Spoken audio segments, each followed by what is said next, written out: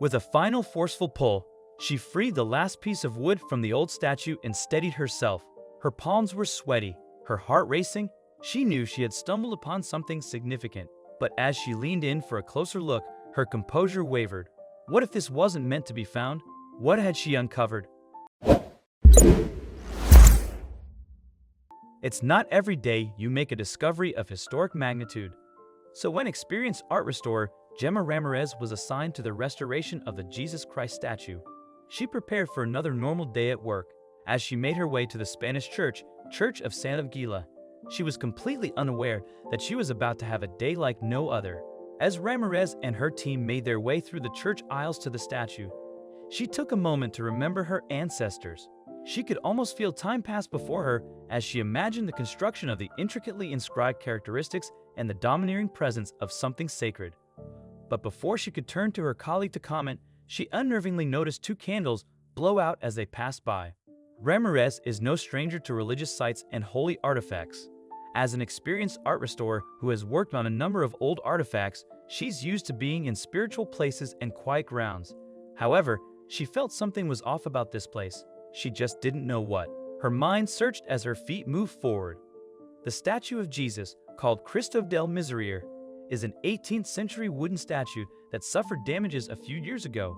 Damages that could only be fixed by Madrid-based Vinci Restoro, the art restoration company Ramirez works for.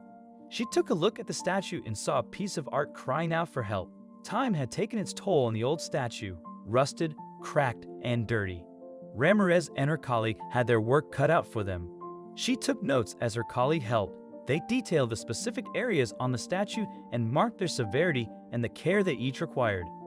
As she turned the statue over, she lost her grip. Her heart dropped as she steadied the statue just in time. Turning the statue on its side, she traced the abrasive curves and cracks of each segment of wood. As she brushed the dust away from the artwork, she sneezed. Her sneeze echoed eerily down the dark and empty hall. And then she remembered. She remembered why this church felt different, why something felt off. She'd been here before. When she was younger, her grandmother had taken her here. She had brought her to a service when they both had to leave due to Ramirez's sneezing. As she reminisced about her past, her eyes led her to a large crack on the backside of the statue. She looked closer. Her colleague looked too. "There's something inside," she squeaked. Ramirez recoiled at the thought of an insect infestation. It happens so often with wooden artifacts, as they often feed on decaying wood. But as they both braced themselves to peer inside, they saw something more, something they never expected nor imagined they'd see. They had two choices. Either they could leave it, seal it hidden within the statue never to be found again, or they could open it. If they opened it, they could reveal something that could rewrite history. Should they shine a light on something that was designed to stay hidden? If they leave it, are they ignoring something that needs to be known and discovered? The fate of history was in their hands. Ramirez's heart raced as she lifted the last piece of wood from the Jesus Christ statue. Her colleague, on her tiptoes by her side, eagerly peered over her shoulder to catch a glimpse of the big reveal. They desperately wanted to know what they had found. After all, this statue hadn't been touched for hundreds of years until now. Ramirez finally lifted the wooden frame to reveal their hidden mystery. They both stood wide-eyed and speechless as two weathered, leather-like scrolls came into focus. Carefully, Ramirez reached her hand in to take a closer look. What was it? Who could have possibly written these old scrolls and why? She was about to find out. Whoever had secretly placed the scrolls inside the statue had obviously intended for them to withstand the ravages of time. Made from vellum, a thin sheet of leather known for its endurance, the scrolls were in readable condition. If the secret message had, on the other hand, been written on paper, they wouldn't have lasted for long. Ramirez knew that the scrolls were old, but just how long had they been hidden? The scrolls had a yellowish tinge that they had developed over many years, but when Ramirez and her team discovered just how old they were, their eyes widened in disbelief. The document of the 18th century appeared when we were dismantling the Christ of the Cross. The wood is hollow inside, and the sculptor introduced the two scrolls which we have found, Ramirez excitedly told the Daily Mail. Although Ramirez had seen many incredible things during her time as an art restorer, she had never seen anything quite like this. In fact, this discovery was absolutely unique. After all, secret messages that have been secreted away in ancient statues don't emerge every day. So exactly what was the purpose of the secret message, and what did it say? The scrolls date as far back as 1777 and were written by Jacqueline Mingus, a past chaplain of the church. Mingus writes about the culture of his time and the place in which the statue was made.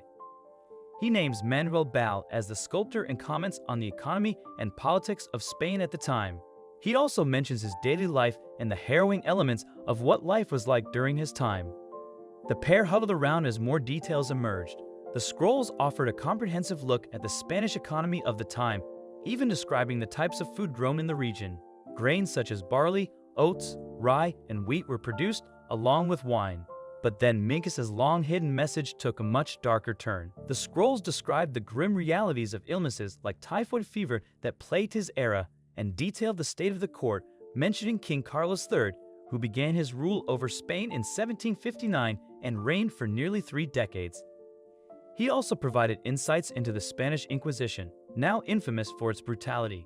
To balance the harrowing accounts of illness and strife, Mingus also recounted the leisure activities people enjoyed, such as ball games and playing cards. These detailed glimpses into Spanish history make this discovery an extraordinary historical find. However, it first needs verification. Ramirez had uncovered a time capsule that offered her a once-in-a-lifetime experience.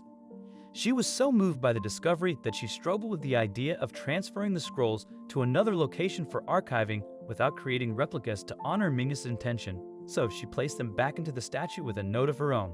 He wanted to leave a memory of their experience in their epic, Ramirez said, and she graciously did the same. How many years will it take for the next generation to rediscover this wonderful time capsule?